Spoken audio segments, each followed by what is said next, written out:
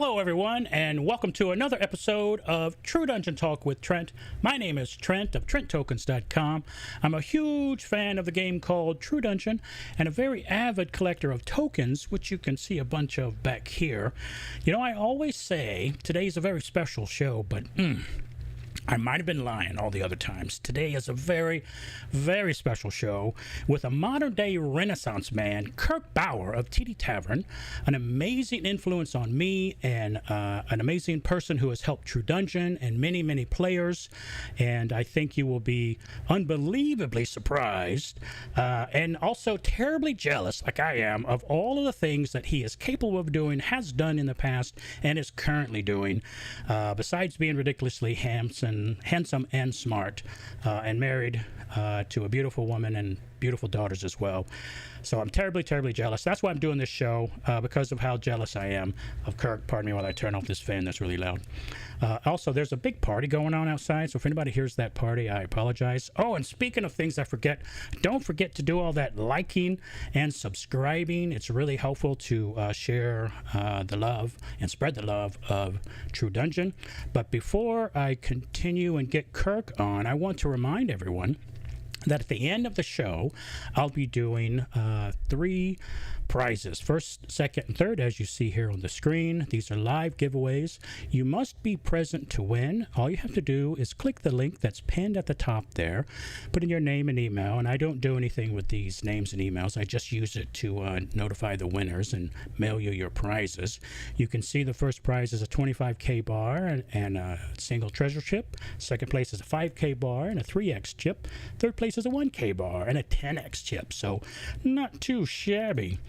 But without further ado, everyone, please put your hands together and welcome the amazing Kirk Bauer. Hello, Kirk, and welcome to the show. Hi, Trent. How are you today? You know, I'm doing great. It's been a great weekend so far. Great weekend so far. I agree. Is it okay? I'm not sure if I ever told you how jealous I am of you, or is it okay that I'm terribly jealous of you? I guess it's okay, Trent. Okay, good. Let me say hello to everyone in the chat. Here we go. Ben, Richard, Guildstrive, AK, Snake Eyes. Oh, what's up, Eric? Garrett, Thomas, Brian, all for the lows. Basic Brainy from Italy. Hello, Jeff321, who I cheat off of. Everybody cheat off of Jeff321. He has great builds. Chris Canary, Belinda. Hello, David, Rittle Ben Pitpimpin, Ian. Giles, or is it Giles? Giles or Giles? You have to tell me in chat which way it is. Rob Bob, Stan Chan, and Chris Austin from the Texas. Hello, everybody. Do me a favor, everyone. If you have a question, type the word question and then put your question after it, because then when I'm scanning the chat here, I'll be able to find your question. Feel free to ask anything you want about True Dungeon and all of these amazing topics that we're about to get to. I'm telling you, you're going to be surprised at how many amazing things this incredible person is capable of. Hello, David. Welcome. James, welcome. Let's first do what I like to call some icebreaker. All right, so you're ready for some icebreaker questions, Kirk? I'm ready. All right, here we go. And there's only one correct answer, so I hope you get it right. What is your favorite color? I'm kind of a black person. I know it's kind of... Incorrect. Favorite book or movie? You know what? I like... it's called Pandora's Star. It's a sci-fi novel. Okay, I'll let that is correct, because that's yours. Last show that you binged watched? I think, again, sci-fi. The Silo, I think it was.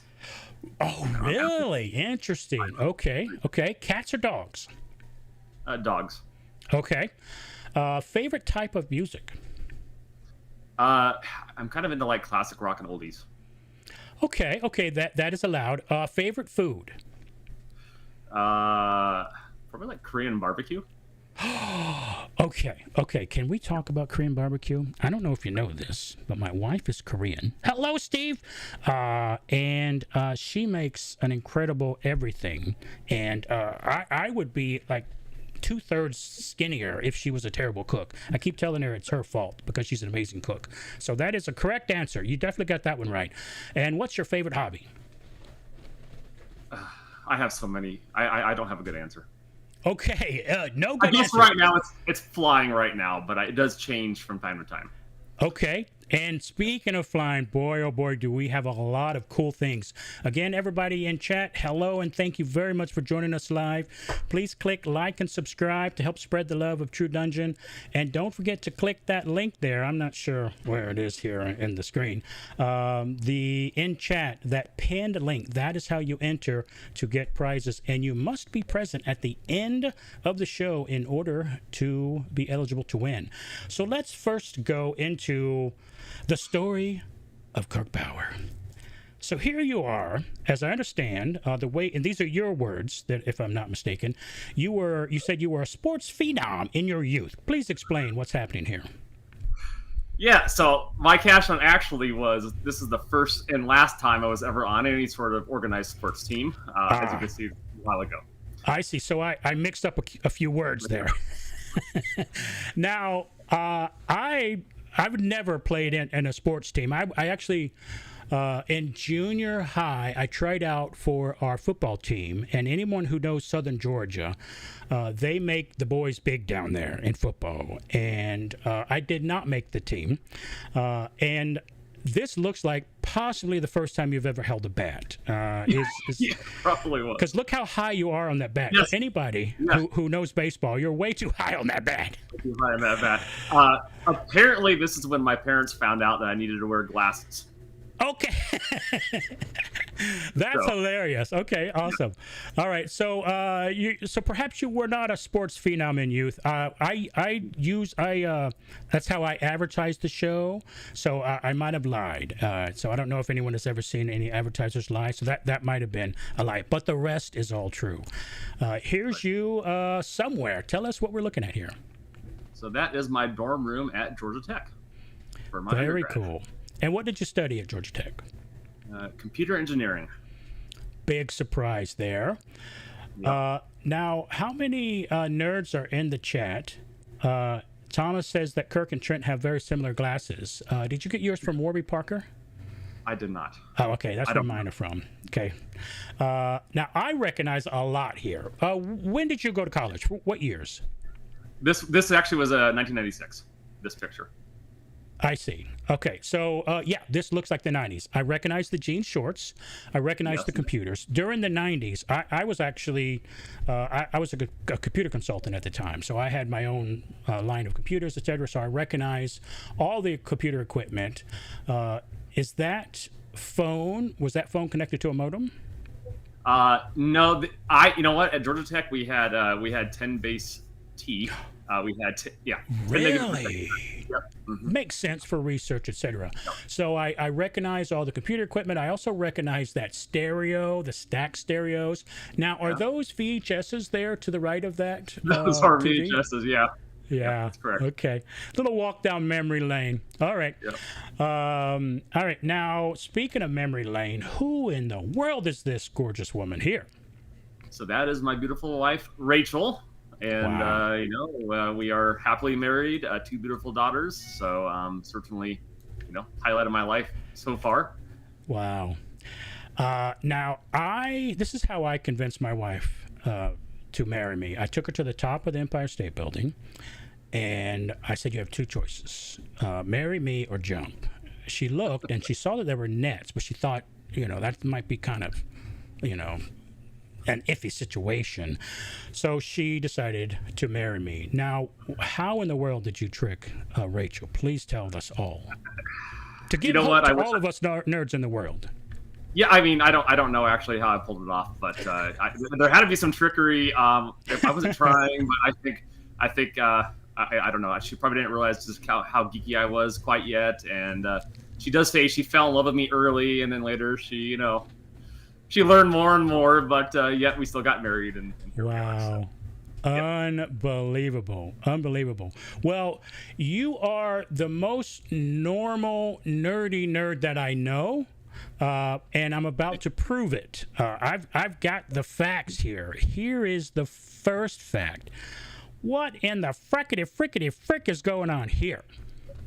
So this was actually in Illinois, and that's a Pitts special biplane. And I was sitting in the front seat up until the point where I took my seatbelt off, held onto the handle, and he inverted the plane. And then if you look closely, you can see that actually this is a great shot of the moment I let go. So this is, a split second before I fell away from this plane. And who is taking this photo? So this is like kind of a ride they offered. So the camera was mounted on the plane, and the pilot had a little clicker. Yep. Wow, this is nuts. I Pretty mean, cool. Do you know that this is nuts? Has anyone told you that this is like batshit crazy? Everybody thinks skydivers are crazy. And they are. So. Now, okay, all right. So let's back up. Now, clearly this was not the first time you jumped. Did you start with tandem jumps? Like, what in the world got you into this? Please take us back to like the first time you thought, I want to jump out of a plane. Take us back, please. Okay. So, without getting into too many details, basically is the movie Point Break, the old one. There was a skydiving scene, which turns out is horribly unrealistic. They were free falling for like 3 minutes, and they were having conversations in air and all these things. But I saw that. I'm like, I got to do it. I happened to move into a dorm at Georgia Tech, right down the hall from the president of the Georgia Tech Sport Parachute Club. So I talked to him a bit, and I'm like, I'm going to go try it. And my goal was just to do one jump. Like, I didn't know if I wanted to do more than one. And these days, people do tandems like you talked about. But back then, you could do tandems back then, but it was a lot less expensive to do what they call static line, like the military does. So my first jump was a static line jump, which means I was on my own, and effectively your ripcord hooked to the plane. And the whole goal of the first jump is to get you to jump out. You don't have to do anything else. You just have to jump out, which was tough. Like I was blocking everybody else in the plane. So they told me, if you don't jump, then we have to land. So that kind of motivated me, and it was true. And I jumped out of that plane, and it was okay. And I did it a few more times. And then my first free fall jump, the first time where they took the ripcord or the static line off, that was the one where I was like, wow. For just a few moments, I felt like you feel like you're flying or floating, is what it really feels like. Wow. And I was hooked. So 1,600 jumps I've done, and this was, I don't know, probably 500 jumps ish into that. Wow. Lord have mercy. Lord have mercy. So I've never heard anyone be inspired to take up parachuting from Point Break, but I have heard of many people wanting to join the Navy because of Top Gun. So this seems quite similar to that. Hello, Mackenzie. What'd you miss so far? Married to a beautiful woman, beautiful daughters, Georgia Tech, and he jumps out of planes, and he was a sports phenom as a child. So that's what you missed. Oh, and click the link and sign up to win stuff. Now, how did you go from casually talking to someone, thinking you'll just jump once, eventually jumping by yourself, not with the ripcord, sack or whatever you called it, to this? And by the way, everybody, he's in there somewhere. Yeah, I am in there somewhere. So this is, I don't know, over 20 years ago. This is still the world record. This is the largest number of parachutes ever connected together in flight. This was down in Florida, and there was 100 people in here. And I was on the last few records. I was on the 64, 81, 85, and 100. And it took us about 5 days of trying before we got this. And it's cool. I really enjoy free fall, but I also enjoyed flying. They call this canopy relative work, or CRW, and I enjoyed flying relative to other parachutes. So it's pretty fun. Wow. Now, we talked about this earlier. You don't remember exactly where you are, but you believe you're one of the green parachutes because you said you borrowed someone parachutes. Yeah. And I think you're in the upper portion. Yeah, I'm probably about, in this picture, I'm probably about in the center-ish on one of the ends, and I'm one of those green and kind of yellow parachutes. And I don't remember exactly where I was, though. Yeah. Now, what exactly is happening? So if this hand is a parachute, does someone feet like connect? So do you kind of like pseudo land on the parachute and then like stick your feet into some socks or something, and then now you're connected? Does it really connect like that? Yeah, it's kind of true. So if you've seen people in free fall formations, the nice thing about that is they do these big circles, and as they get bigger, you can have more and more people kind of joining at the same time. But with this they only going to have 1 or 2 people joining because it builds like concentric diamonds. So it starts with that four diamond at the top, and it goes from a 4 diamond to a 9 diamond, 16 diamond, etc.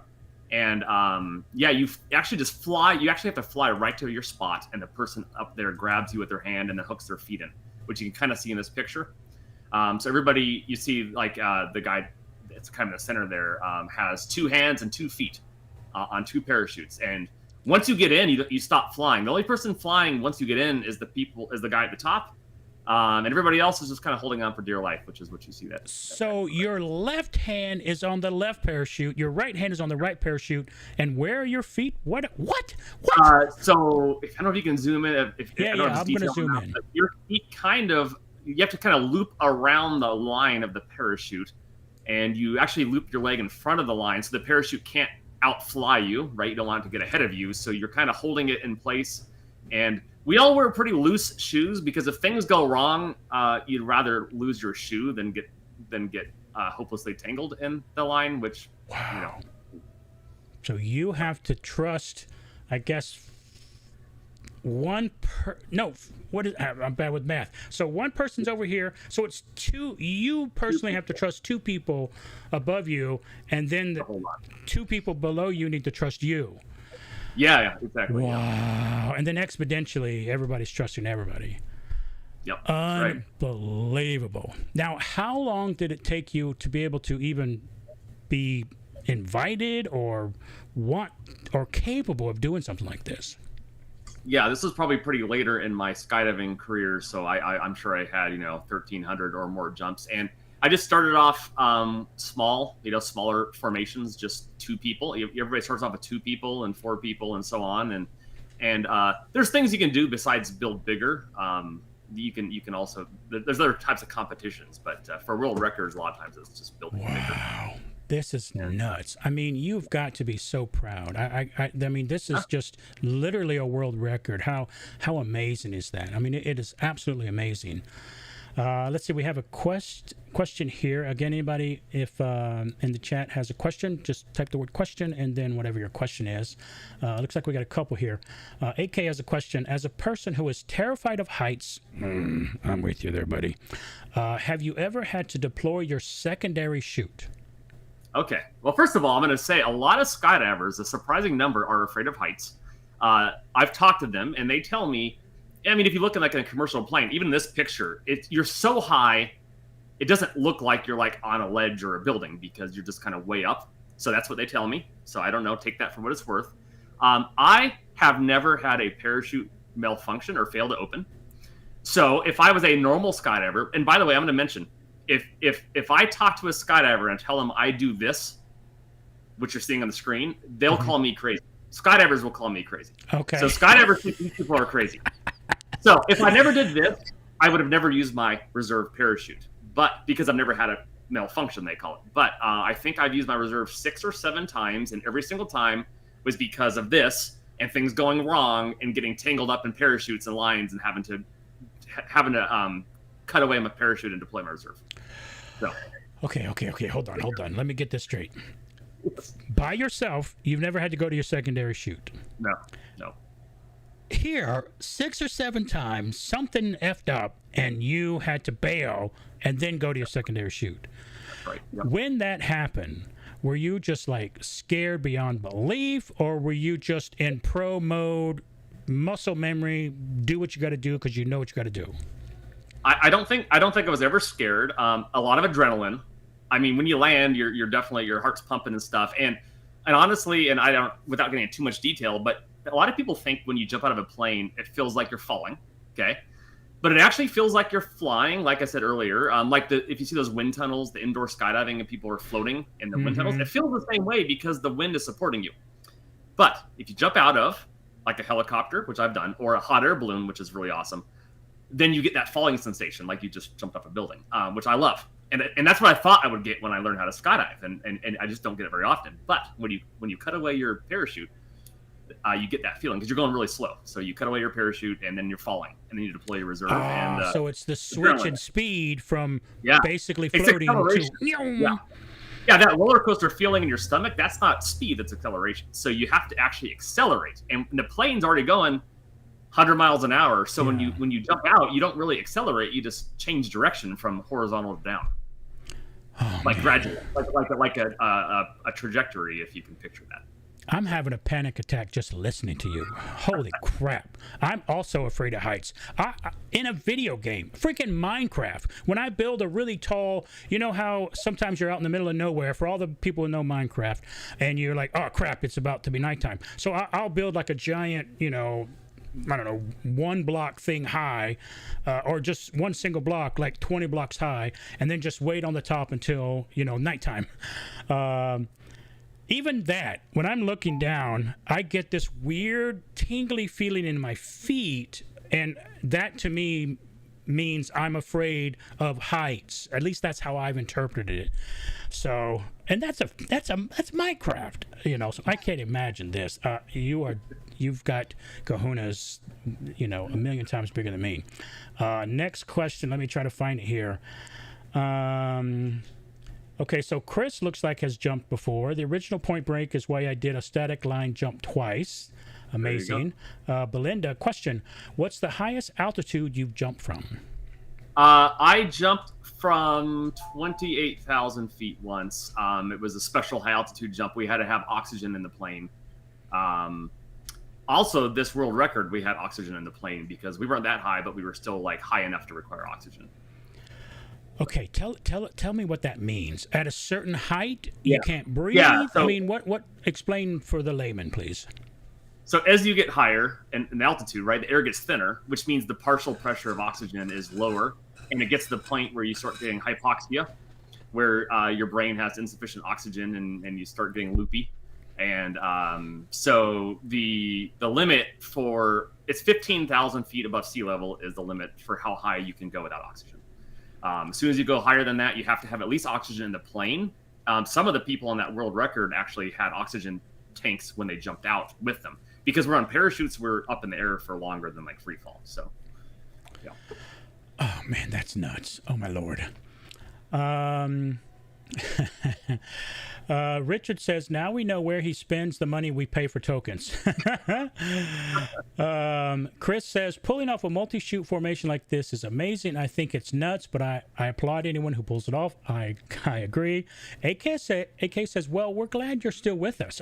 I also agree. Okay, Ian has a question. Have you ever done any base jumping? No, because I'm pretty sure I would love it.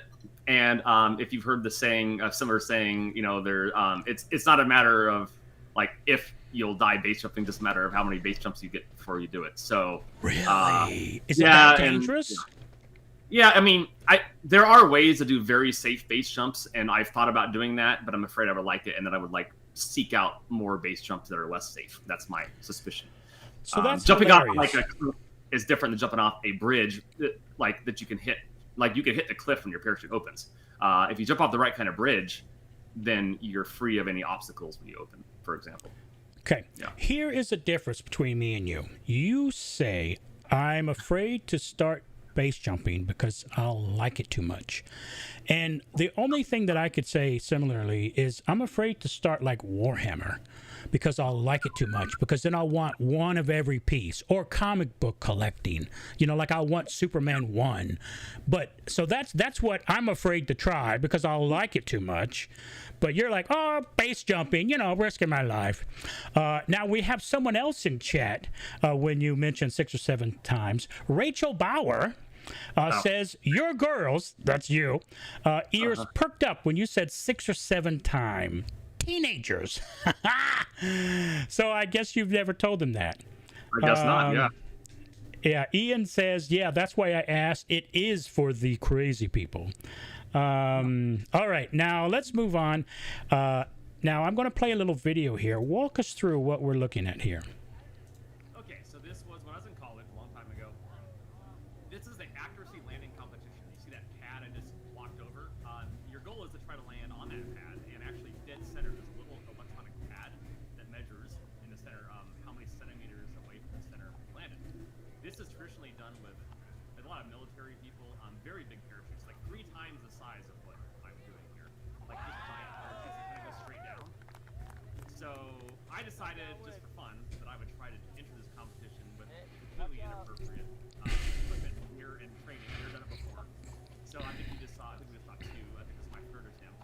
none of them are that great. I think I managed to touch the pad like 2 of the 3 so far. But this last one that you're seeing in a second here, and then by the way, I'm falling down because I'm so focused on accuracy that I'm not paying attention to the quality of my landing. Mm-hmm. So this was my 4th attempt, or last attempt at the competition. I did not win, by the way, but this particular landing right here, if you watch the guy on the left side of the screen, that's an Army student there. And yeah, I got 0.0 dead center on the little electronic. Just kind of luck, really. I mean, I was just kind of having fun. So, okay, yeah. So this was actually hold on 1 second. Some people said that we lost sound. So you couldn't. There wasn't much sound on that. So you couldn't hear him when that video was playing. Okay. Okay, so you guys didn't hear Kirk talk at all. Kirk, tell us. So for some odd reason, that sound overtook you. My apologies. We tested this before and it seemed to work. Okay. Yeah. So, well, just basically while you're messing with that, the short of it is that's a military. It's traditionally a military kind of event. It's trying to land on that target, and they do these big giant parachutes and they go straight down. And I don't know if they even still do it these days. And I just thought it would be fun to try my little tiny fast sport parachute, they call it, and to see if I could get the center. And on that 4th landing, I actually got dead center, 0.0 centimeters on the electronic score pad. And I didn't win or anything, but because my other ones were so bad, like the good people, I mean, the scores are all like 1 centimeter, 2 centimeters, 0 centimeters. So I was like 60 centimeters, 100 centimeters, and then like 0. So I had a pretty wide distribution of scores. So that's what you missed there. Sorry about that. Hopefully, I've got a couple of videos. Hopefully, I'll watch the chat a little quicker. Yeah. Now, tell us what we're looking at here. So here's more proof of Kirk the Renaissance Man. Okay? What are we looking at here? So this is just, I think, like 2 or 3 weeks ago. This is me and my older daughter, and we are down in the Keys. This is a coral farm. You may have seen news about coral bleaching and all of the issues the oceans are having. So this is a organization trying to grow new coral that they'll plant.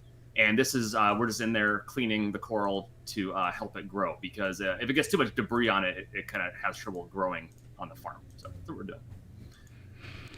Okay, so you skydive, scuba dive, and here's some let's see, this is you water skiing. Now tell me in chat how this sounds. Yeah, can anybody hear me? Yeah, go ahead. Tell us what's going on.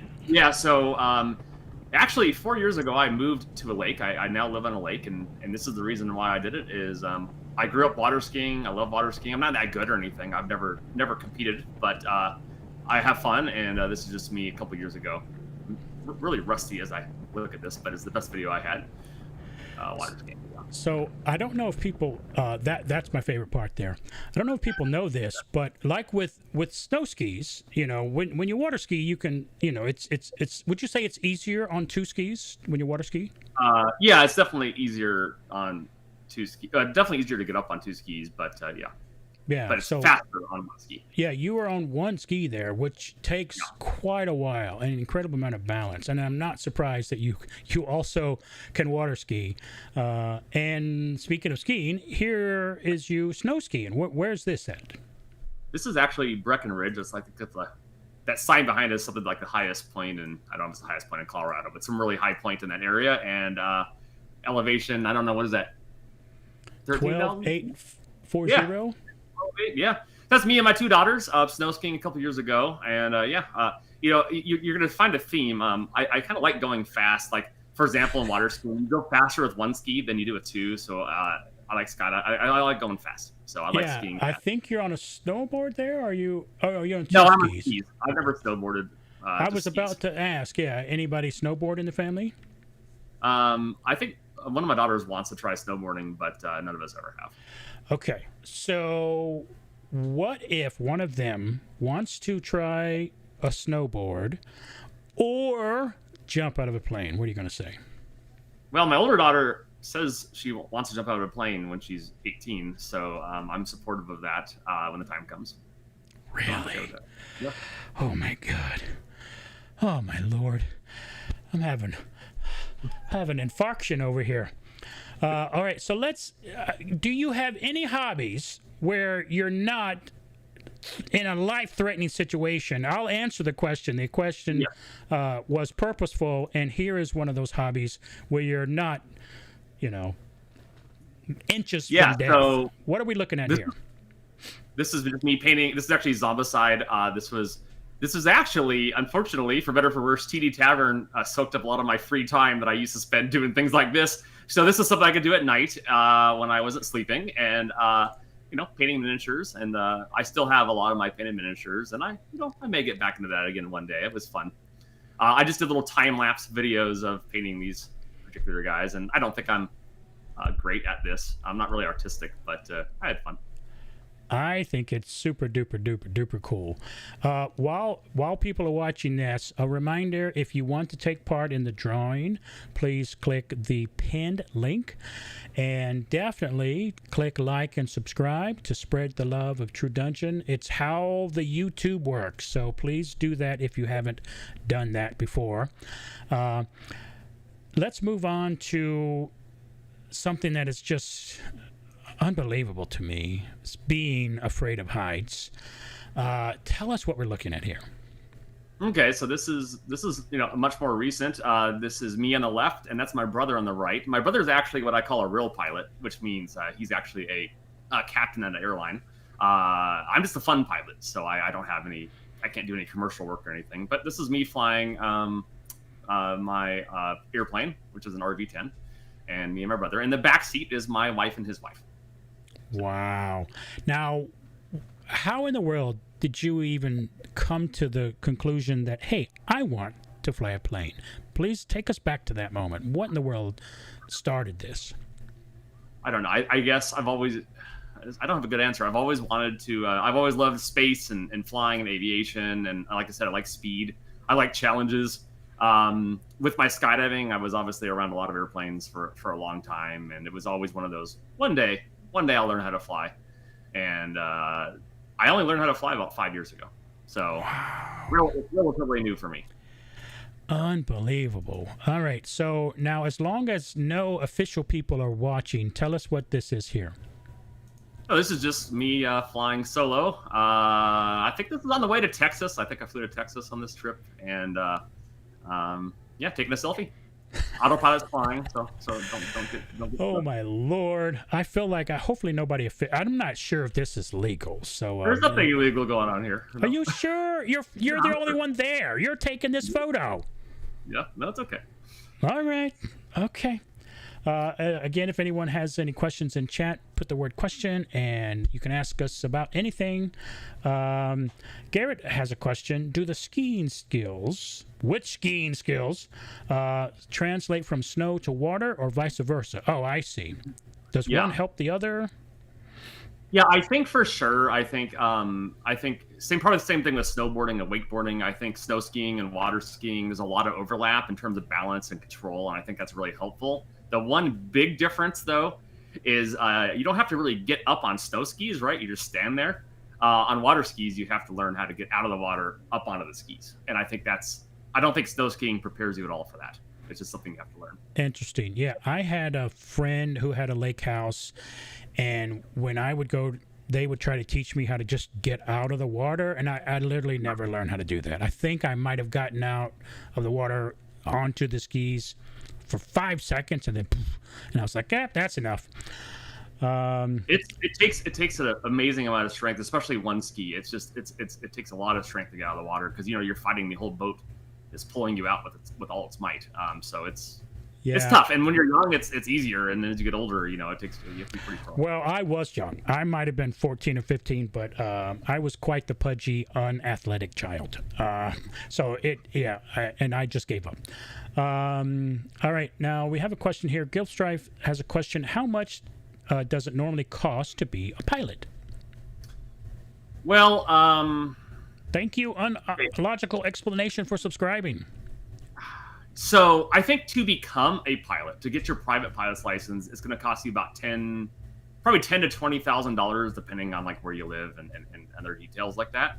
And then once you are a pilot, there's not a lot of recurring costs to be a pilot, other than of course the flying, and that depends on what you rent, right? So you can rent planes, I would say, for as little as $100 an hour, probably on the low end, and that includes fuel. And you can spend $500 an hour renting a nicer plane, or you can buy one, which means you don't have to rent it per se, but you have to obviously pay all the expenses. I don't own this plane completely. I own 1/3 of this plane, and what we do is we effectively pay ourselves rent when we fly it into our joint checking account. So it still costs me an hourly rate to fly my plane.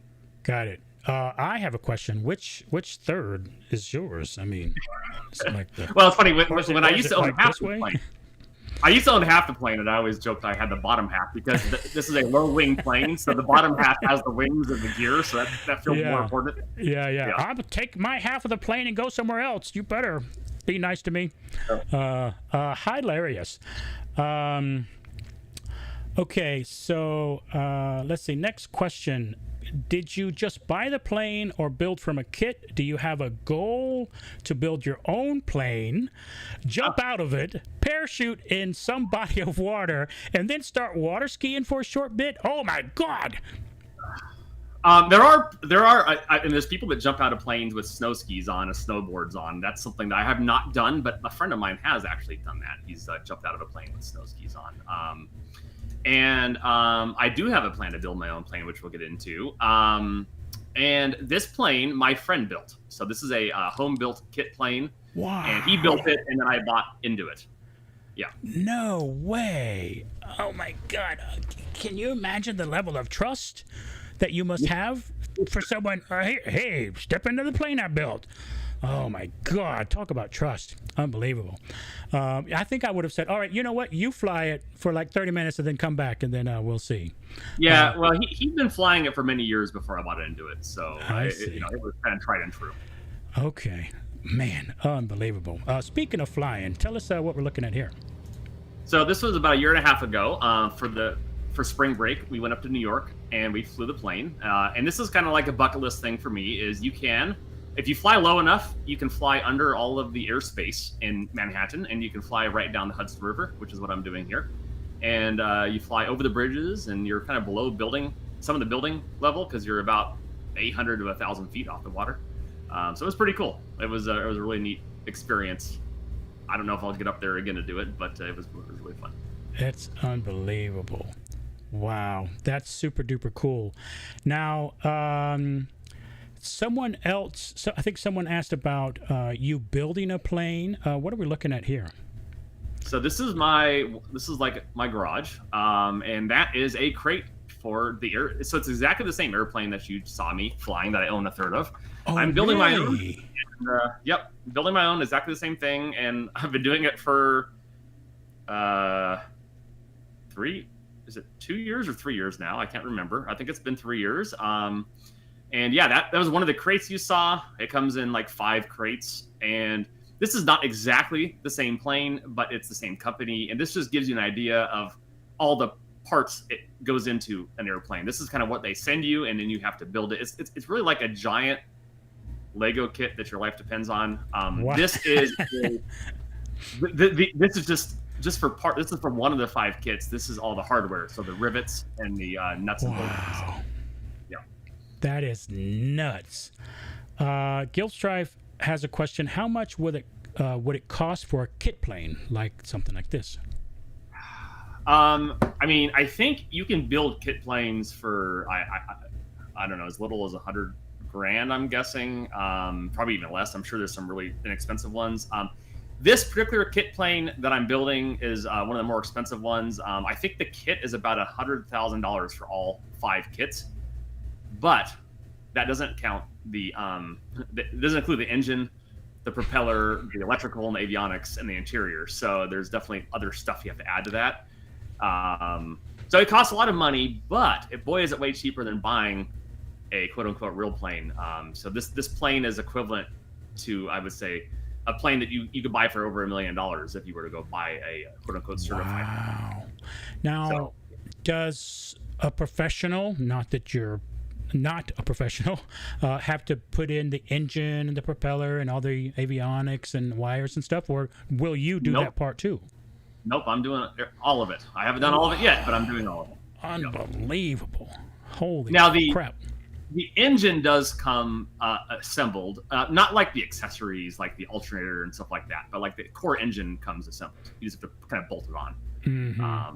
Hook all electrical and everything up to it. So yeah, and I actually want to answer a previous question. So I do not ever plan to jump out of this plane, partly because this plane, if you open the door in flight, the door rips off. So you don't want to open the door in flight. Because those doors were a lot of work. So far, the most work of this whole process of the stupid doors. But I will be doing my own test flights on this plane when I finish it. There's a whole test flight program you have to do before you can take any passengers and go anywhere. And I plan to wear a parachute for all of those test flights, just in case. I was about to jokingly ask you that, but I guess that's a serious question. Yeah, no, I will, just in case. But let's hope nothing goes wrong.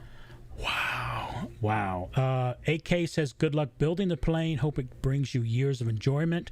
Gilfstrife says he's asking because he plans on getting his license and flying to Gen Con. Oh, so I've flown to Gen Con, I don't know, I think the last 3 or 4 times I've been there. Very cool. And that's earlier. Yeah, definitely get your license first and fly some planes first before you build, because you don't know what you want until you need to make some smart decisions on what you want to build. But feel free to reach out to me if you have any questions. Very, very cool. Steve wants to know, how did you determine which kit to buy and what engine to buy? And are there different engines for that kit? Yeah, you actually can put, so these are classified as experimental home-built aircraft, so you can actually do anything you want to, but the vast majority of people stick with like the quote-unquote standard engine, so I'm not doing anything crazy with the engine. In terms of the kit, part of it was easy because it's just the same plane I'm already familiar with, and I like it. I love the plane I have now. But there's actually not a lot of 4-seat kits out there. There's a lot of kits for 1-seaters and 2-seaters and things like that. So with the family of 4, I only had, maybe 3 realistic options. And this one is mostly a metal plane, and I thought I would enjoy working with metal more than fiberglass and composites. And I think that's 100% true, because the top of this plane is fiberglass and composites, and I really don't like it. So interesting. I like the aluminum. It's easy to work with. Got it. So I think I made the right choice. Yep. Well, that's good to hear.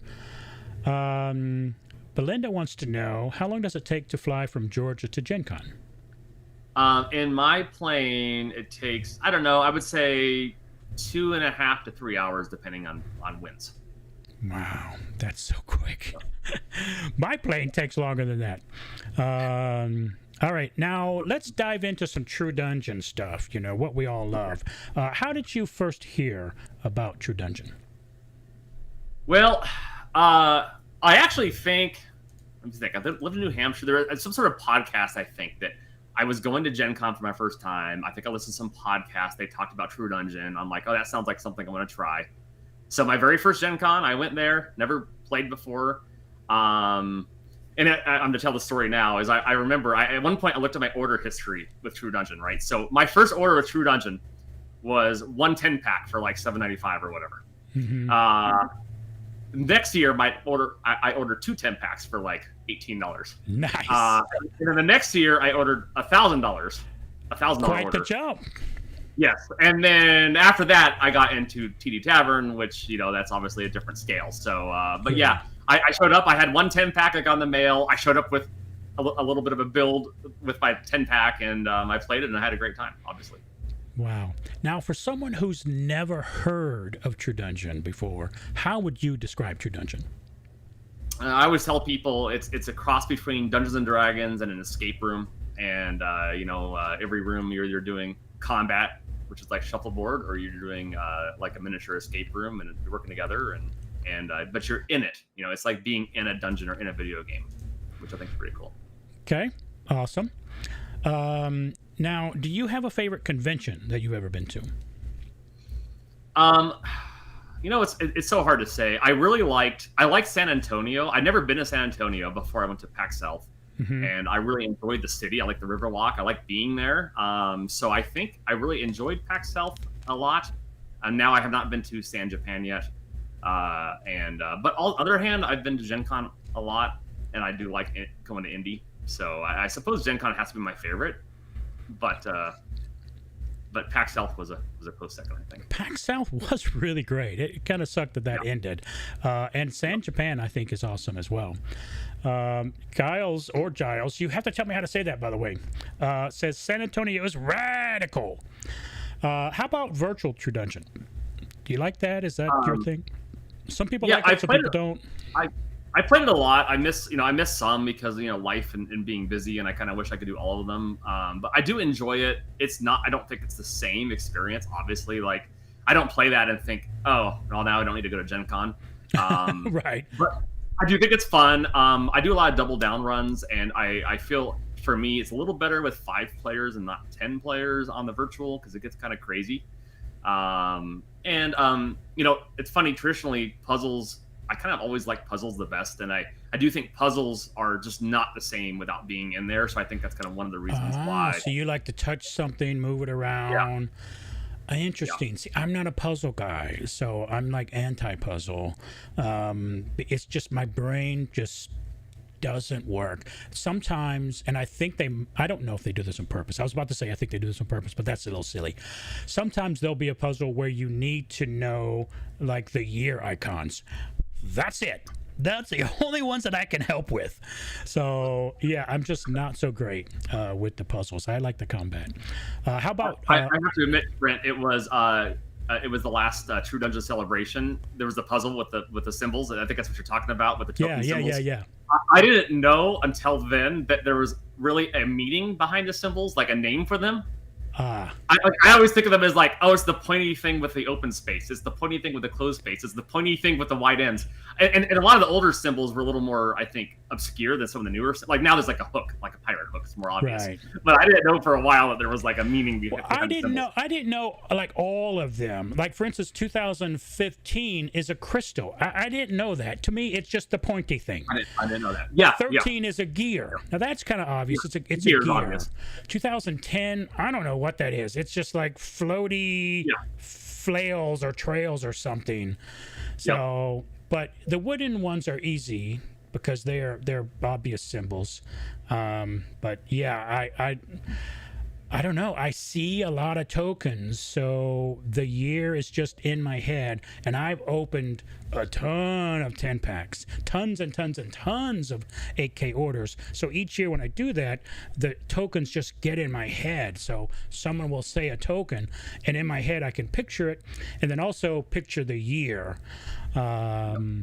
So that's kind of weird. I don't consider myself to be a bright person, but for whatever reason, tokens, they just kind of jump into my head. All right, so how about your favorite class? Like I love Barbarian and pretty much anything melee, but how about you? Do you have a favorite class you like to play? Yeah, Ranger is my favorite class. I like sliding 2 pucks, and the funny... Okay, so first of all, I was afraid to play spellcasters for a while because I'm just not good at memorizing arbitrary things. Me too, yeah.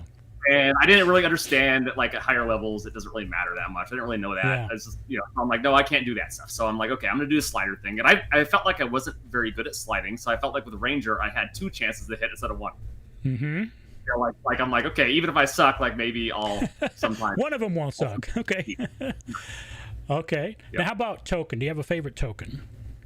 You know what? I have 2. I love these 2 tokens. I almost always equip them. One is Drugar's Death Die, because when I die, I just love being able to roll that die and maybe I come back.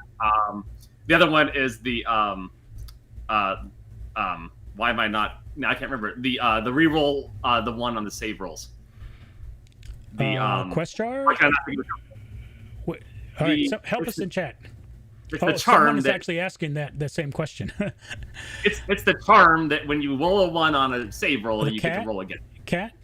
No, it's a charm. Why can I not remember this? But no, figurine. Oh, it's a charm. It's a charm. Charm quest. It's not quest jar's charm. Quest jar's charm of luck. Quest jar's charm of luck. I just could not said that. Yeah. Oh, you did. Okay, yeah. Sorry. No, that's okay. I didn't say it clear enough. Yeah, so you like really that? So I think Questar's is 19, and I think Drugar's is 15. So I don't know if anyone's ever asked me this. I think probably the +5 Death Cleaver is my favorite. But now that I think about it, my first purchase might be my favorite, which was from you, the +2 Death Cleaver. And so when I first started, my friends like, oh yeah, I didn't know what Gen Con was. I had just started playing D&D, and he goes, oh yeah, there's this amazing thing. It's like live D&D. You don't need to buy any tokens because I have a bunch. And then he kind of walked away, and then he came back and goes, if you want, you could buy a weapon. I was like, oh, okay. So then I did some research and found your website and bought a +2 Death Cleaver. And then like the next day I did some more research. And I was like, wait, this can turn into a +3. Oh, wait, that can turn into a +5. Oh, wait, there's a token that you can buy to get more treasure. Oh, wait. And then, so talk about water skiing and snow skiing and jumping out of a plane. I was doing all of that at the same time, but with tokens. And, now they're all back here. So I didn't tell you this, Trent, but I was looking recently. You are my number 5 biggest customer of all time. Wow. How about that? I probably, if I didn't start my own website, I suspect I'd be number 1. But yeah, that's pretty amazing. Yeah. Let me see if I missed any questions here. Let's see. Killstripe says, rest in peace back south. Yeah, I agree. Maggie. Hello, Maggie. Maggie likes the puzzles.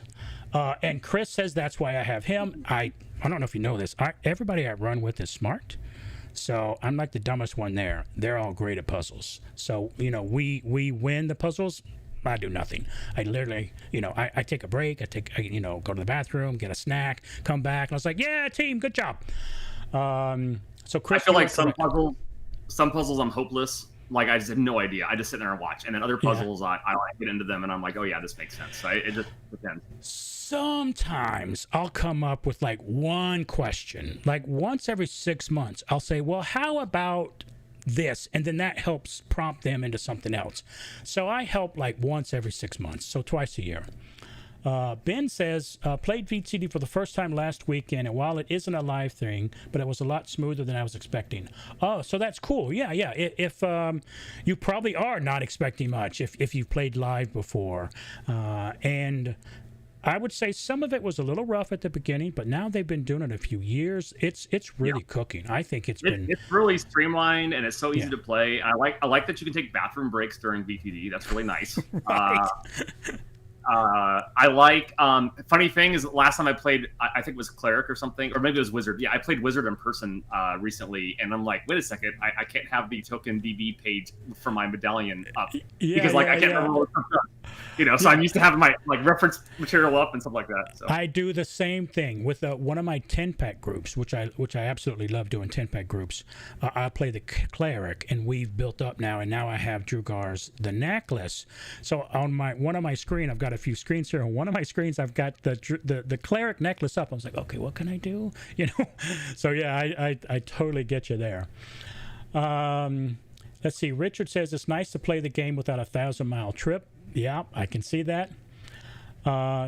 Okay, so let's see. So AK has a comment. Since you are both in the same place, thanks for both of your feedback for the first time training at Gen Con on your GT runs.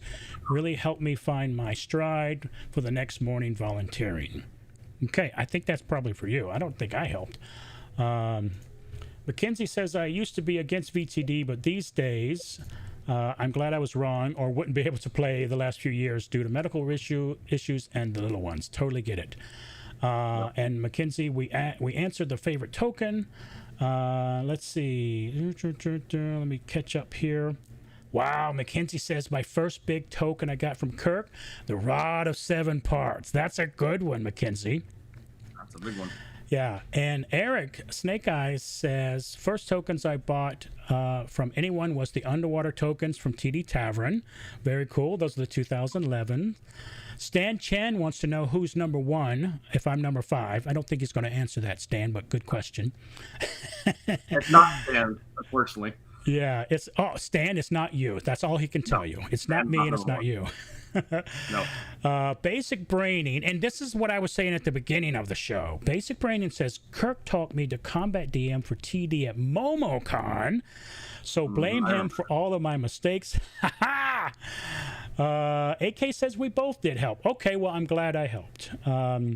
Speaking of helping, I think everyone probably has a story like this with Kirk. So when I first started, Kirk was unbelievably helpful, and I was I'm sure, like I felt like a little dog nipping at somebody's ankles, because I had so many questions, and I was afraid to post on the forum because I don't know, I'm a weirdo. I don't know, I'm a psycho weirdo. So I would email Kirk a million questions, and then somehow I met Master Ed, and he and I would talk for hours and hours on the phone. And then eventually I met SmackDown and Chad and George and just everyone, Matthew Haggard, Raven, Eric, what's his name, Incognito, just so many people who just helped me with so many things. And I was like, man, this community is amazing. And I think you have been an enormous influence on so many people. So I hope you know that, and I hope you know how you know how the tendrils just go out, how exponential it is, how many people you've helped and inspired. So it's been an amazing thing. Guildstripe says you bought a couple of teeth from TD Tavern for SkullCon. Very cool. Okay, Edward, I do not understand your question.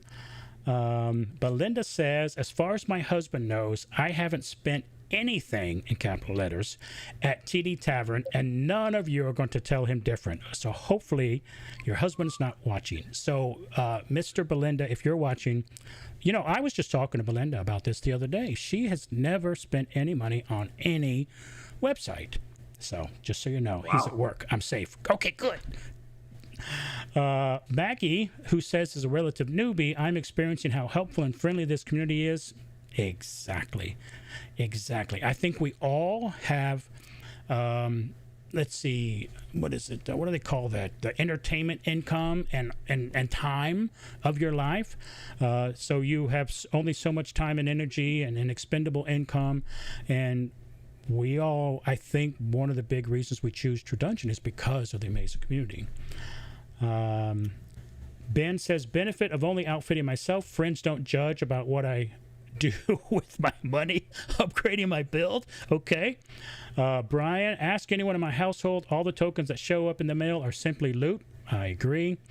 Richard, okay. All right, so good luck with that, Richard. All right, so now speaking of more True Dungeon stuff. Reminder, if you have any questions, let me know in chat, and click on that link if you want to partake in the drawing at the end, and don't forget to like and subscribe and all the other good stuff. We have got some True Dungeon stuff here. Let's check out this. What are we looking at here? This was, I think it was 2014 Golden Ticket Run, which actually might have been, I think it was my first Golden Ticket Run. I should mention, in that $1,000 order that I talked about, I got a golden ticket. No way. Yeah, and I didn't even know what it was, and that's, I'm sure, part of how I got hooked. That's you right there, right? Yep, that's me right there with the glasses. So this was, pretty early in my True Dungeon. I mean, I played at least, I definitely played in 2012, but that was my first year. 2012 was my first year playing. So This was a couple years ago. But this is my first time, first golden ticket run and everything. So that was fun. Unbelievable. So I'm going to jump around here because this is kind of a long video. So this is from 2014, the Golden Ticket Run, and your first $1,000 order, you got a golden ticket. Oh, I did. Man, that's amazing. So this looks like some I don't know if Jeff is a mastermind. I don't know if he's like, I'm gonna get this guy hooked, or just luck. But well, from what I understand, it's completely random. So every X, so you've got to know this. Like some years, I would buy an 8K or 16K, and I would get one, and then other years I would do the same type of purchase and not get one. So I feel like whenever I made that purchase, it went out like right before that, So yeah. The trick is just to buy a bunch, and you'll get them.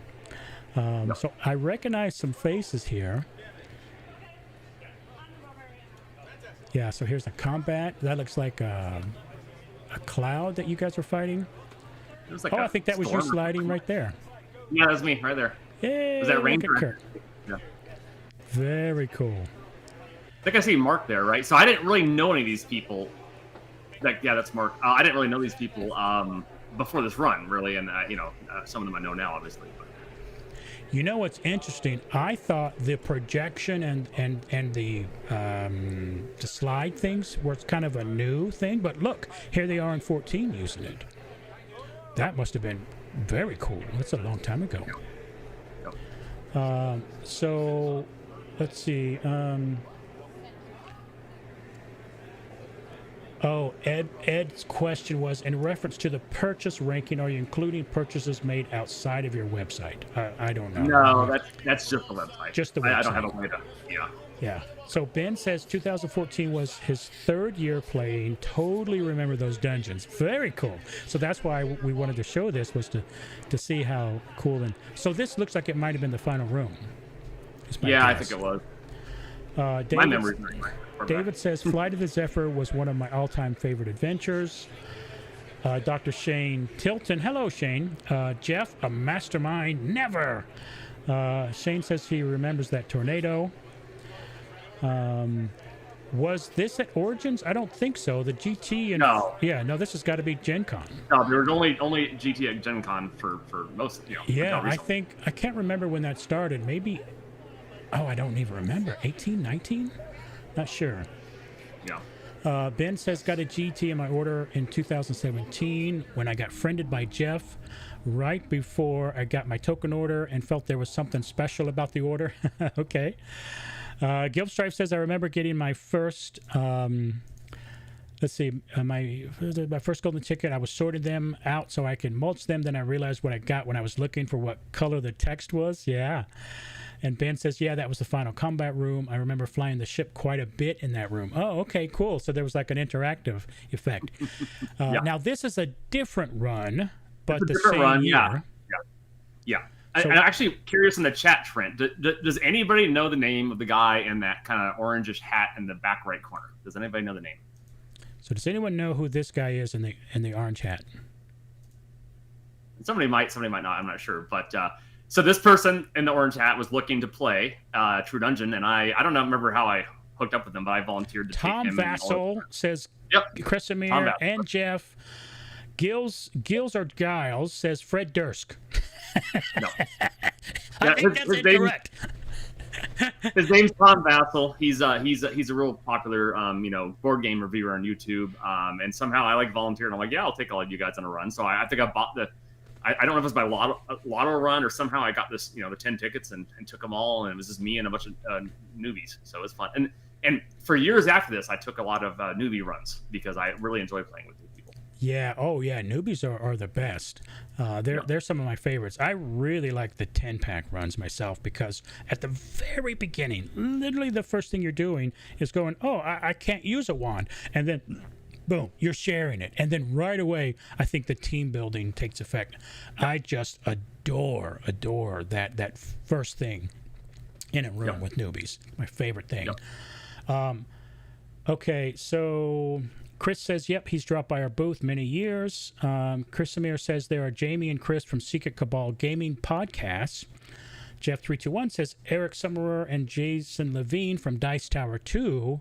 So that's amazing. This is 2014. Lots of little gaming aficionados there. Now, speaking of other things when it comes to True Dungeon, when was the first time that you volunteered? I can't remember the exact year. I think it was when they used to do Who's Your Con. I think I volunteered in Who's Your Con. Okay. And I think my first shift was in a training room for a full shift, and that was fun. And actually, after that training room, I now do play Wizard and Cleric because I actually. You learned, right. I learned. Really teaching people, I learned, yeah. I still can't do the Leafs. I still can't do the runes, but I learned those two classes. And that's funny.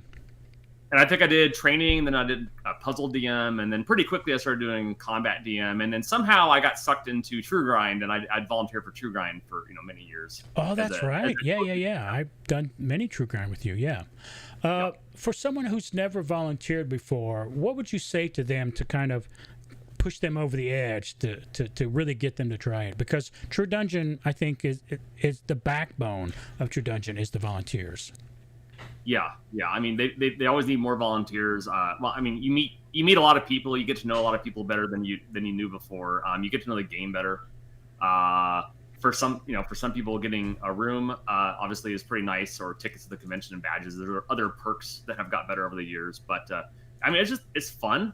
And it's different. I'm sure for most people, it's nothing like your day job, and it's also nothing like playing. So it's a fun change of pace, I think. My sister sent me a text. I see you. Hello, Nancy. Hi, Nancy. I love you. That's my sister. She's so silly. Stop texting me while I'm on the show. All right, tell me what this is here. So I believe this was the first 8K order that I bought for TD Tavern. Wow. Opening all the boxes by mail. Now, before that, super condensed.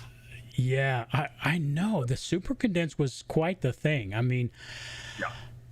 Oh man, I can't tell you how many of these I've opened. And what I usually do would get my work friends to help me, and then like treat dinner, and then I would tell them all, okay, so black text is common, green is uncommon, and I would get like buckets. I was like, just throw them all in the buckets, and if anyone gets purple text, I think I would say, oh, you get $50 or something like. I can't remember. I did something. 50 of that sounds too much. Maybe I did 20 or something. I said, if you find a token that has purple text, you get $20 or something like that. So they were like, really going through that. I tried to figure out a way to motivate them to find the ultra rare tokens. So you said this is the first 8K for TD Tavern. So let's back up a here. What prompted you to start TD Tavern? So when I first started playing True Dungeon, it was a very different world in terms of buying tokens. I'm not going to name any specific names, but a lot of people sold in the forums, and some of them didn't update their inventory very regularly, and some of them Yes. You had to pay cash or like some post office money order at FinCon or something, right? Yeah. And being, I don't know, I guess, sharing some of your obsessive tendencies to buy stuff, Trent. I'm like, I just want to go online. Yeah. I want to find the token I want. I want it to be in stock, and I want to click buy. Yeah. And I have some tech skills, and I'm like, well, I could put together a website and sell tokens. And there were a few before me, right? Actually, most people don't know this, but at one point, Gaming Etc. had some of their tokens on their website, but it wasn't very comprehensive, and it wasn't very up to date, and everything. And there was one other seller that had a small website before me, but other than those two, I was like, I think the first serious effort into like having True Dungeon tokens online. I would agree. There were I don't recall seeing Gaming ETC. Maybe I don't really remember, but there was definitely one website that the person didn't. I bought from them once, but then I think the second time I bought from them, I didn't hear anything for like a month, and then I reached out. I was like, hey, what's going on? Because life gets in the way, and they're like, oh, I'm not really doing that anymore. And I was just like, okay. So then that was that website. It was kind of over. And then there was another website, and I can say this name because I bought this name, truedungeontokens.com. That person, can't remember really much about their website, but I think they just didn't really do it too much. And then there was another website that was like super old. It literally looked like it was from the 50s. That guy, he mainly sold gaming stuff, and so he also sold tokens. And then I think we've talked about this before, and I believe you said, oh, I didn't even know about those other two or something like that. So some of those you didn't even know about. I'm not sure how I found them. I don't know. Maybe on the forum, or maybe the Google. I don't really know. But no, yours obviously was the most robust and the most complete, and that's where I would go first every single time. So yeah, it was an enormous inspiration to me for my website, and I think for anyone else who ever starts a website in the future. Let me check in on chat. Matthew Blum says, I remember you coming through my room 7 of Eldest Ice with many new players at Gen Con. Awesome. Chris Samir says, in the back of that photo was Game Boy Geek, so lots of people in there. I didn't even know who they all were. I just knew Tom Vassell. That everybody knows everybody else though. Yeah. All right. And Ben says condensed orders have been a godsend. AK says Trent turns opening an 8K into Willy Wonka and the Chocolate Factory like Veruca Salt. Absolutely. Shane says gaming ETC was also really expensive. Yeah.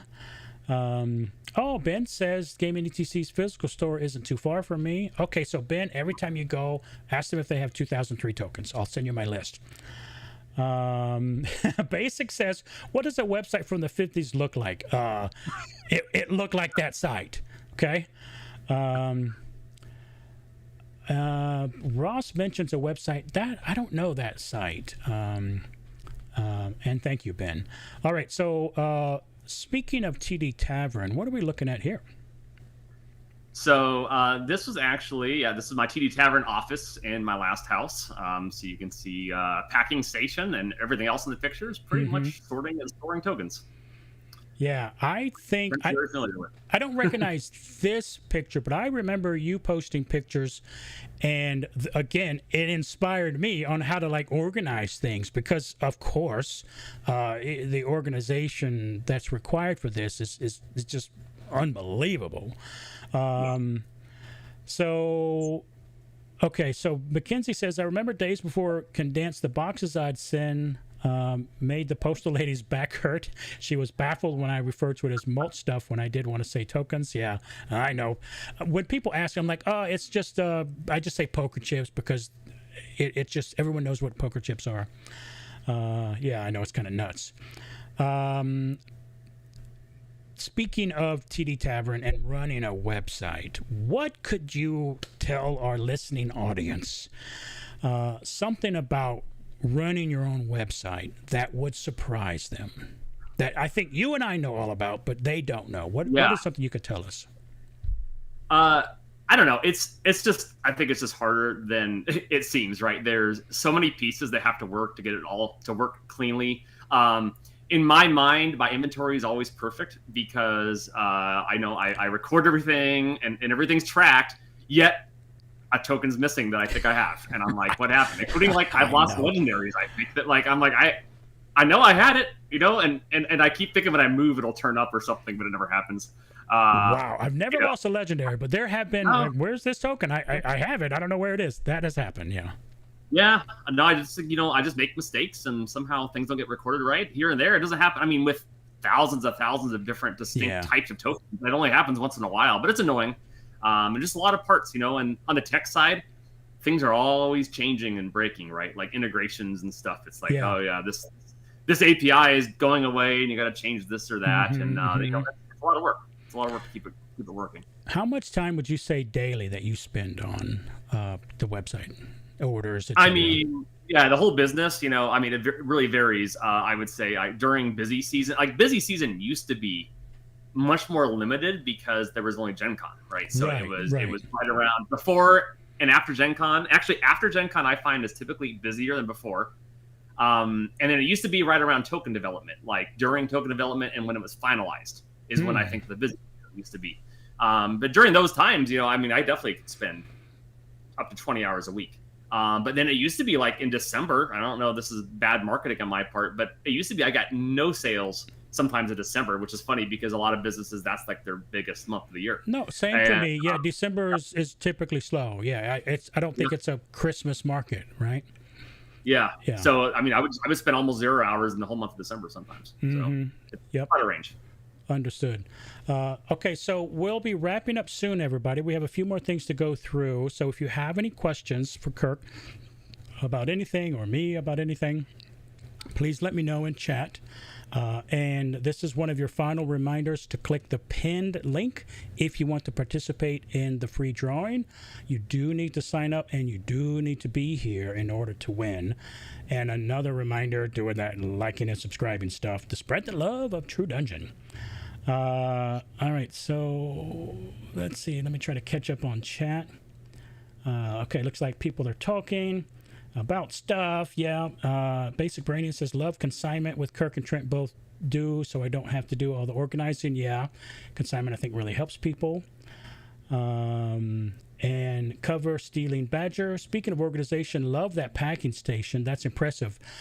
Yeah, speaking of jealous, I'm going to add that to the list of things I'm jealous of. I do not have a packing station. I'm in a New York apartment, and my packing station is near my keyboard. So, I'm enormously jealous of that as well.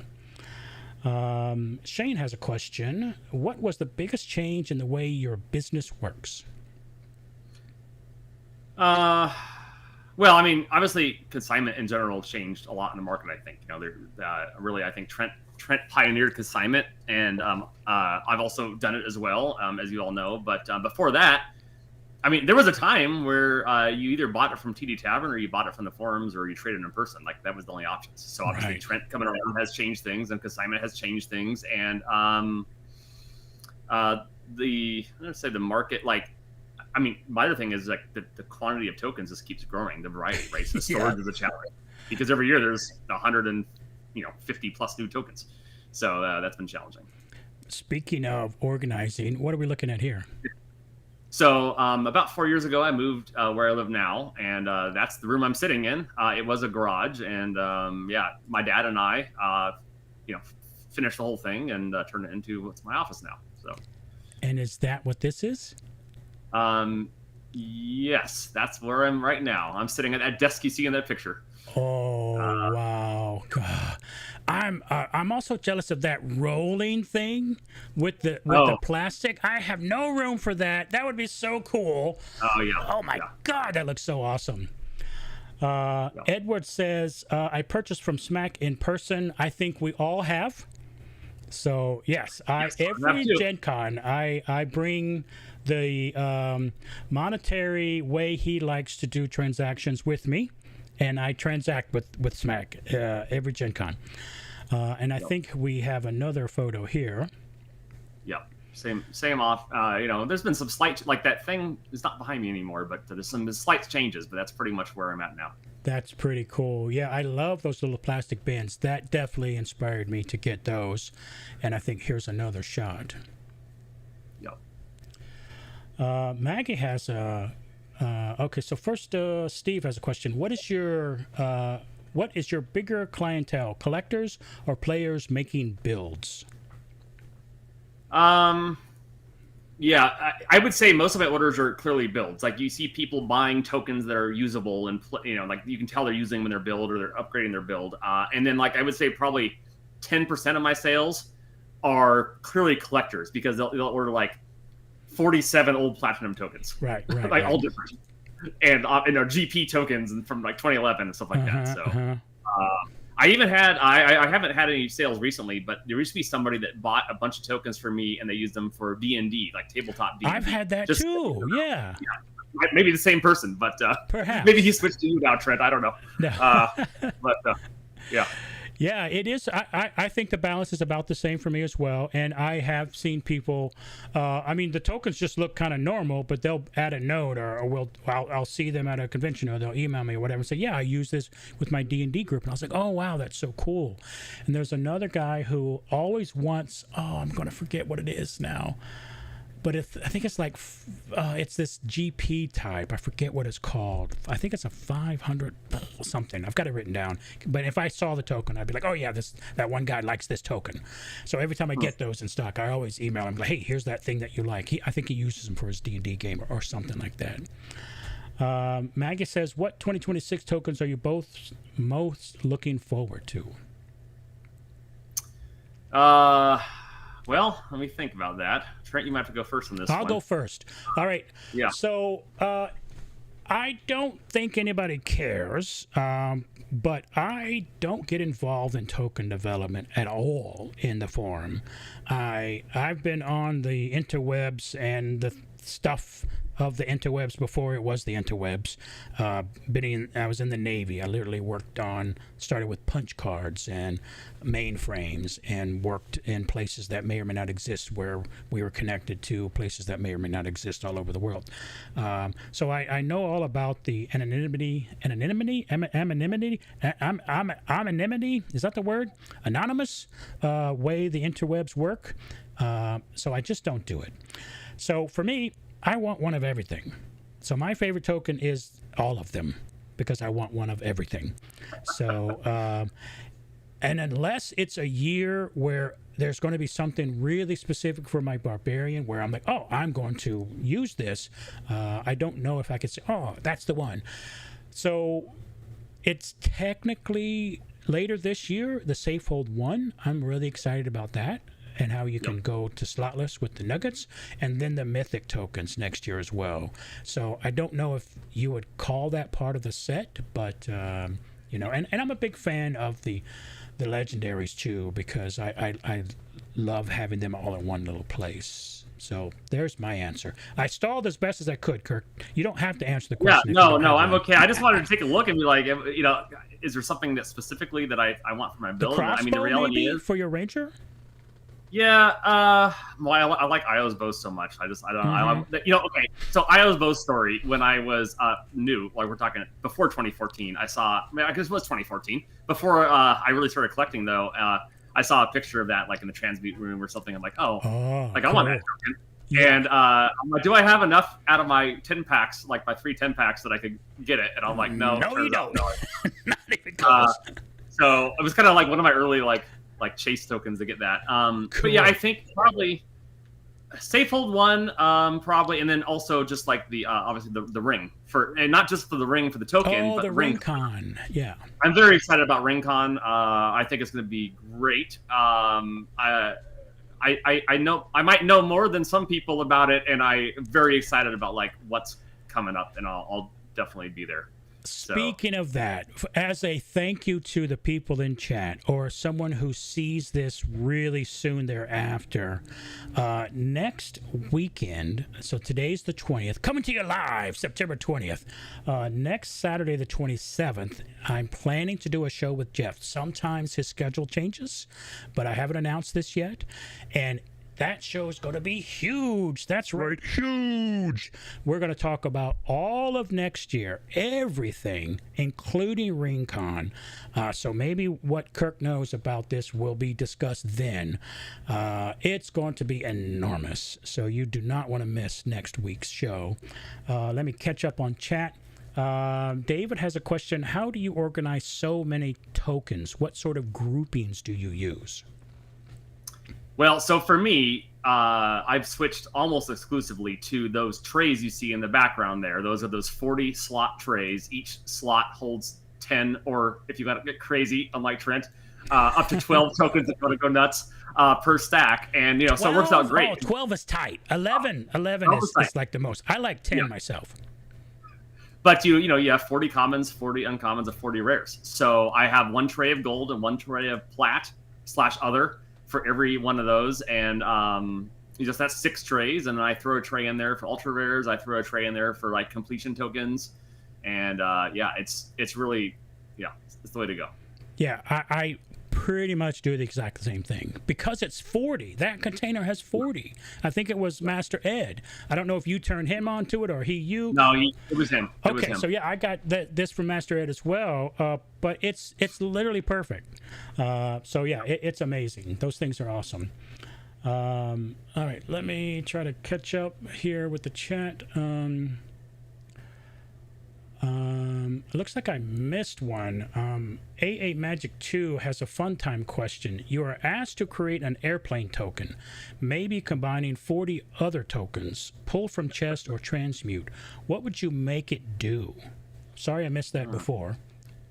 What do you think, Kirk? I'm thinking like, okay, I'm thinking some token. Sort of like, I'm thinking about some sort of like ranged area effect, like for the room or something, so you like bombing it, like you can for the whole room you can hit all monsters whether they're ranged or melee, for every slide affects all monsters no matter if they're ranged or not. That would be cool. Okay, cool. All right, Mackenzie asked, what was your first legendary? Was it Ios? I actually think my first legendary was Surtur's Belt, if that's how you pronounce it. Oh, that's a good one. Yeah. Because I got I got it for a reasonable price compared to what I could build Io's bow for. So Mm-hmm. You know, Mackenzie, I have the same question as you. What's your most prized token? Uh, I think I did ask you what your most favorite is. Maybe that's the same. yeah. I mean, Adjective. I have the 2+5 Asher's Viper Strike Fangs, and being that I play Ranger and I like sliding 2 pucks, then I just love you do 2 of them. Oh, cool. Yeah. Very cool. Yeah. Lots of people asking about RingCon. James, minor spoilers about RingCon. Yeah, we'll be talking about it. There won't be, I don't know if you'll call it spoilers. We're going to be discussing it, so definitely catch it. Ben says RingCon will be your first non-Gen Con True Dungeon event. Yeah, going near the True Dungeon headquarters is pretty great. And Mackenzie, we too want you to go. Melinda, yep, next week's going to be something. Ben says 2 weeks in a row, you spoil us. I know, I didn't plan it this way. It was just scheduling. Blame Jeff. Matthew. So, you know, Yep. they were asked earlier my favorite convention, but yeah, I guess I was wrong. I think TD Celebration and then Lynn's Skull Con were the last 2 events in Carbondale, and those were truly the best ones, and they were tons of fun. Those are correct answers, by the way, because yes. 2017 TD Celebration, 2021 was SkullCon? Yeah, every 4 years. I think 2026 is going to be RingCon. Yeah, going to those is amazing. Matthew says his favorite token is Ring of the Vampire because he helped make it. That's very cool. Ross says, is this a hint that Room 7 at RingCon is going to require water skiing and skydiving skills? Not that I know of, but... yeah. Oh, my God. Ben says EGG is going to be super nice next year. I don't know what that means, but anybody else knows what egg or EGG means? Okay, Mackenzie asked about places to stay. There's a ton of...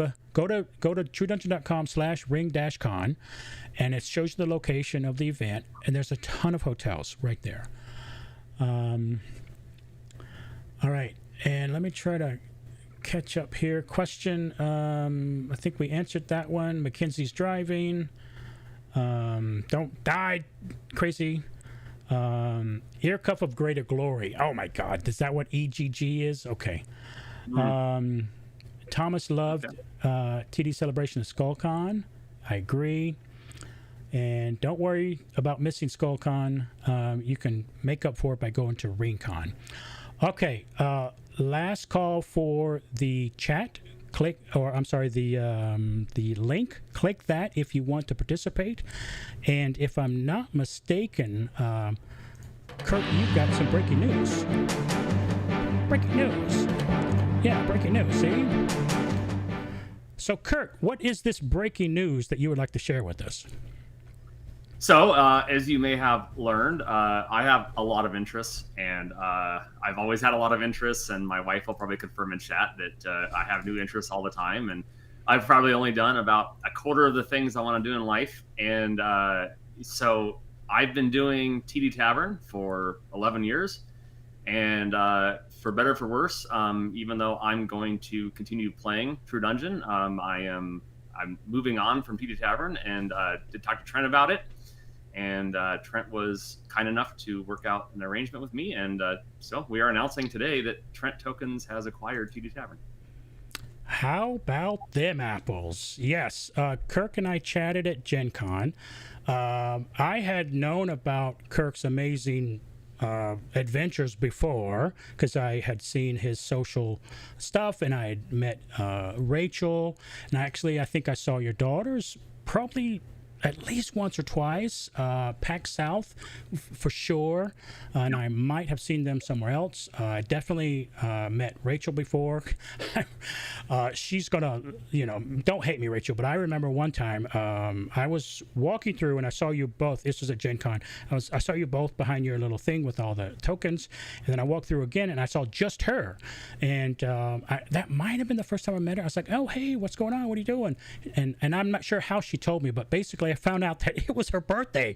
I'm like, oh my God, Kirk is making her work on her birthday. What a horrible husband. So I just knew that, she was an amazing human, to support you, etc. So anyway, back to you and your many interests. We talked about, like the next phase for you in your life, what you wanted to do. You've got a bunch of different ideas that you would like to do, and you were trying to decide, should you go forward with TD Tavern or not. And he and I discussed and made an arrangement, and it is official. I have acquired TD Tavern, the inventory, so he will no longer be selling tokens, and this is that announcement. But he's still playing. He's still got his amazing Ranger build, his 5, all the treasure tokens, because he loves to do the double downs. So he's going to RainCon. But I have acquired all of those tokens. And speaking of that, this is his inventory. If I'm not mistaken, it was a little over 55,000 tokens. Is that right? Yeah. Yep. Yeah. Well, not counting 10, that's 55,000 items. Yeah, some of those were 10 packs. Unique single tokens, not including the 10 packs, which I lost track of those. But yeah, it's pretty insane.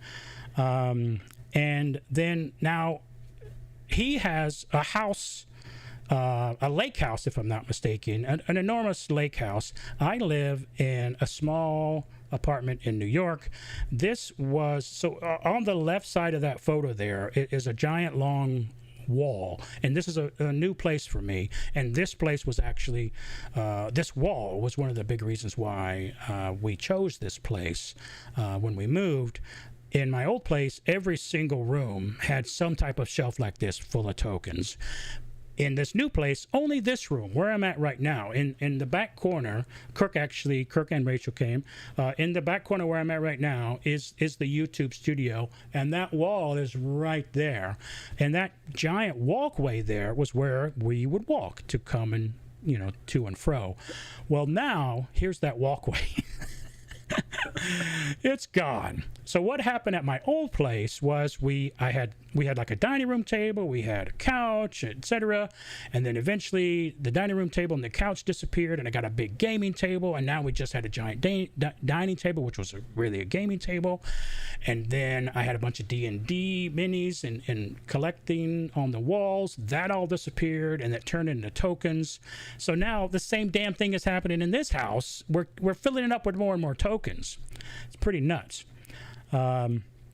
So tell us how you brought all of these tokens here, because I was very happy that you did that.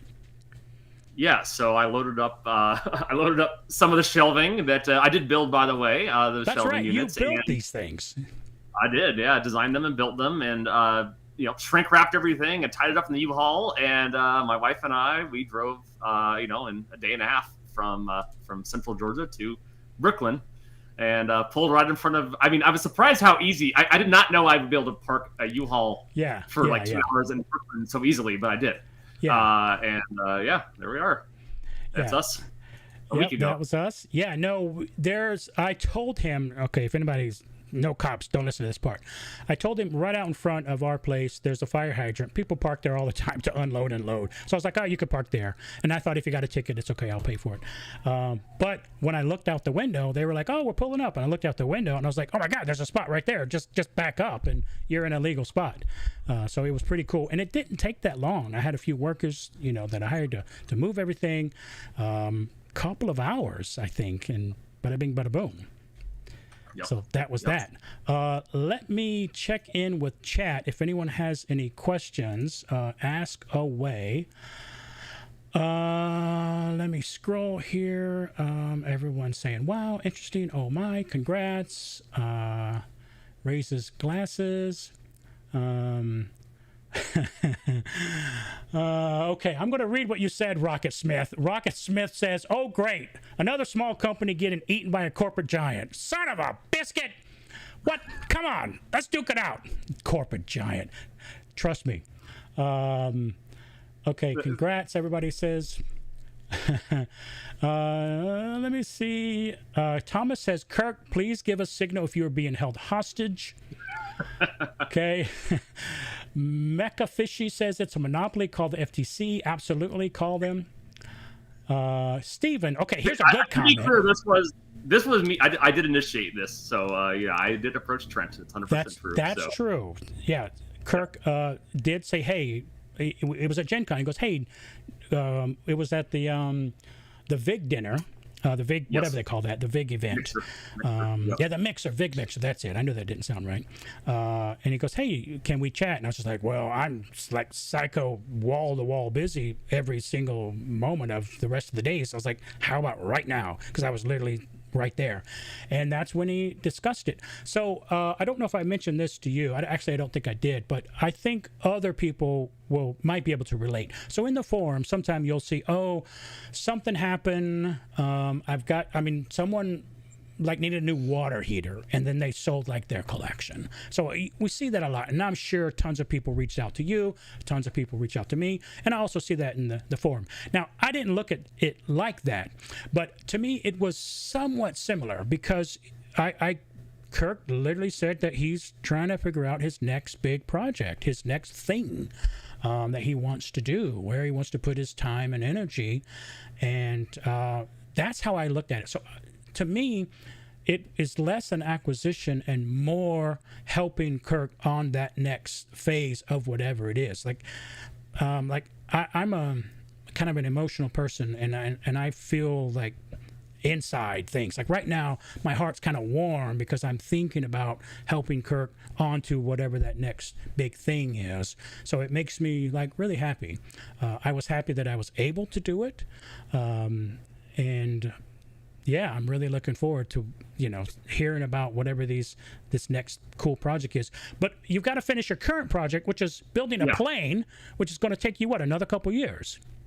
Yeah, I've got at least a year, if not two. So that's why we're being vague. I have a lot of ideas, but I don't want to commit to anything until I finish this airplane. Yeah. Well, I think you should make videos of you test flying your plane with your parachute on. I think that would be cool. That's an idea. Let's see. So let me try to catch up here in chat. Belinda says, thank you for all you did with TD Tavern. Kirk, glad you still plan to play, of course. And Rachel says, haha, yes, I'm not a gamer like him, but love makes you do crazy things. Yes, I agree. Steven, aka Quizboy, my favorite memory of Kirk was when I was coaching at PAC South, and Kirk came through with his kids for their first TD run. That was their first time doing TD? Yes, that was. Oh, wow. That's cool. Chris Canary says, if you need a home, if I need a home for any of these tokens, I guess they'll let him know. Well, I just showed you where they are. They're right there in those shelves. Thank you for those shelves, by the way. Dwayne says, thank you, Kirk, for all the help in the past. Mackenzie, how are you going to list those on your site? We're computer nerds. Some of them are already there. Chris Canary agreed. I remember some of my earlier trades with Kirk. You'll be missed on the trading scene. Okay, Rachel says, much love to the TD family from ours. Thanks for all your support throughout the years. Mucho love back. Cover Stealing Badger, thanks for all the time and effort you put into TV Tavern, Kirk.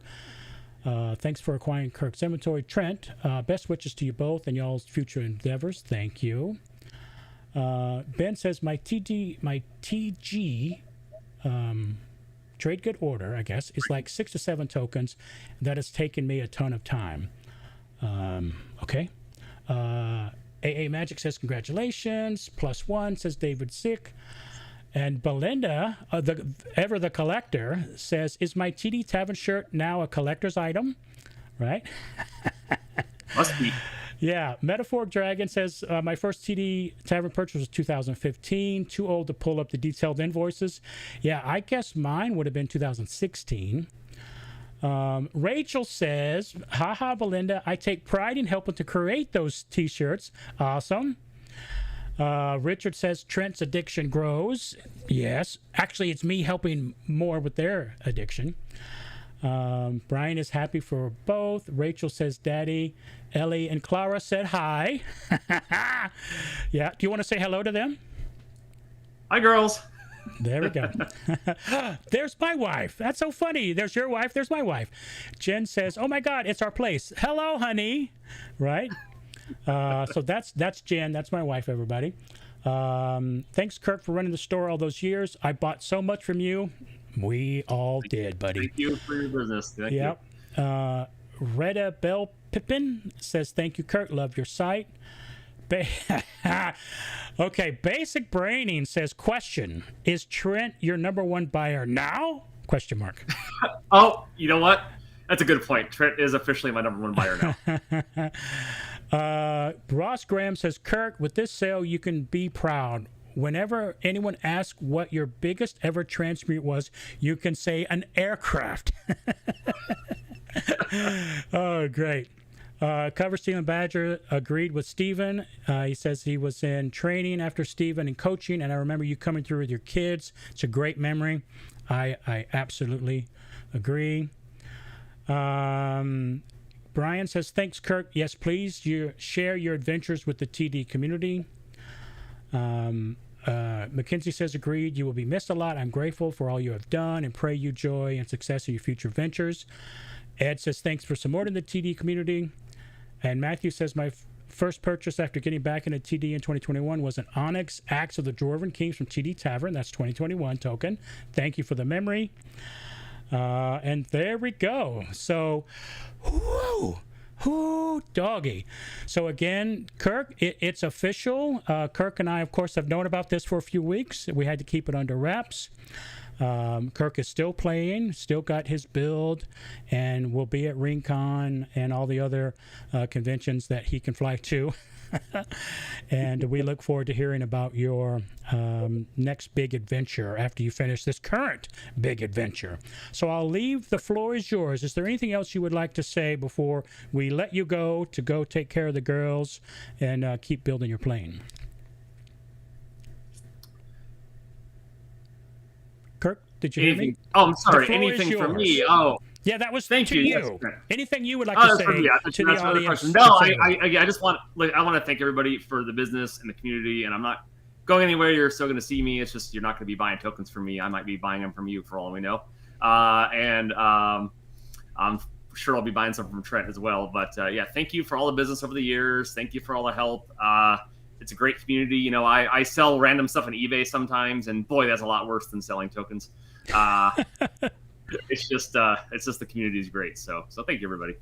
Well, thank you, Kirk. You have been an inspiration to us all, especially to me. I'm positive you being one of the first contacts with so many different people really set the tone for the community about being helpful, answering any questions, and people like you. I think are kind of like the core of True Dungeon, and that's like the tone that spreads the greatness that you guys have done. So thank you for everything, and of course we'll still see you because you're still playing, but we will now release you back to the wild to build your plane and take care of the girls. Thank you very much for being on the show, and until next time, see you, Kirk. Okay, bye. Okay, bye-bye. All right, so that was Kirk Bauer. The amazing Kirk Bauer. If you're still here, please, final warning on clicking that link to participate. Yeah, let me bring this up actually. To participate in the drawing, you have to sign up and you have to be here. In chat, once I roll to see who wins, I need you to say, yeah, that's me. And I'll connect the dots, and then that's how you win. And, of course, don't forget that clicking and subscribing. So, talk amongst yourselves. I'm going to now go to this thing here. Make sure there's no duplicates. So, give me a second here. Everybody talk amongst yourselves. Okay, looks like William Achenbach is the last person to participate. Let me see if there's any duplicates. Again, talk amongst yourselves. How about that? Let's see. Checking in on chat. Okay, talks amongst yourselves. Okay, good. All right, so let me go to data, find filters. Okay, remove duplicates. Okay. Okay, no duplicates. Okay, last chance. And William Achenbach is the last person again. Okay, signups are done. No more signing up, boys and girls. Okay, and now I'm going to put everybody into my little screen here with the wheel. Okay, and now I'm going to click this thing here, and now I'm going to share my screen. There we go. Okay, so let me check in with chat. AA Magic says a little bit late, but thanks for the good tokens, Kirk. Hope to play with you in the future. And there we go. All right, drum roll, boys and girls. Everyone should see your name here. Oh, so yeah, this is everyone's name. At the top, we got Dwayne. At the bottom, we got William. That's the last person. So that is everyone. So let me hit the full screen here. All right. Now, the first one, yes, good luck, everyone. The first one is for third place. Okay. Third place again is, let me go here, the 1K bar, 10K chips. Second place, the 5K bar, 3X chip. And the big first place is 25K bar and a single chip. So this is for third place. Here we go. Third place is Kelly Belinky. All right, so Kelly, please in chat say something. Say hello. Say that's me or whatever. And I'm just going to write this down, even though I can watch the video. I like writing it down. Makes me happy. And I know there's also a little bit of a lag here. Yeah, other people were like so close. I was the next one. Pink Robin. Oh, so sorry. Mecha Fishy. Well, you'll hear your name. Yeah. Oh, Kelly Belinky, are you there? Oh, no. Did Kelly sign off? You gotta be here, boys and girls. Oh, there you are. Kelly Belinky Flick. I'm here. I'm behind on broadcast. Oh, yeah. There's a little bit of a lag, so that's why I wait. So you're Flick. Hello, Flick. I recognize the Flick. Okay, so Flick is here. Congrats. All right, so I'm going to remove you, and now we're going to go for second place. Kelly is a she. Hello, she. First place, or I'm sorry, second place, Brian Olson. Brian Olson, please say something in chat. Are you there, Brian Olson? And I'm going to reach out to everyone through the email. Nah, Kelly's a dude. Damn it. Okay, well, he. Yo. I thought it was. I thought he was a he. Sorry. Brian Olson. Hey, that's me. That's your name, too. Great. All right. Congratulations on second place. So I will remove Brian. Here we go. Drum roll. Here goes first place. First place. Oh, so close. Eden Apostolou. Probably saying that name wrong, but I bet I might be kind of close. Apostolou. First place. Eden, are you there? There you are, Eden. Congratulations, Eden and everyone else. So first place was Eden Apostolou. Second place was Brian Olson. And third place was Kelly Flick Belinky. Congratulations, everyone. And thank you very, very, very, very, very much for watching the show. Please do that, like and subscribe, and it helps spread the love of True Dungeon.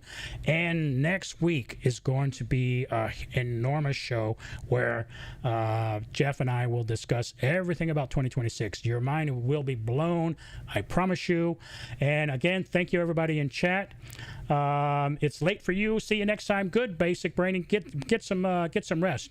And don't forget my most favorite thing to say. It's very difficult to frown when you're smiling, so please smile. Thanks for watching, everyone.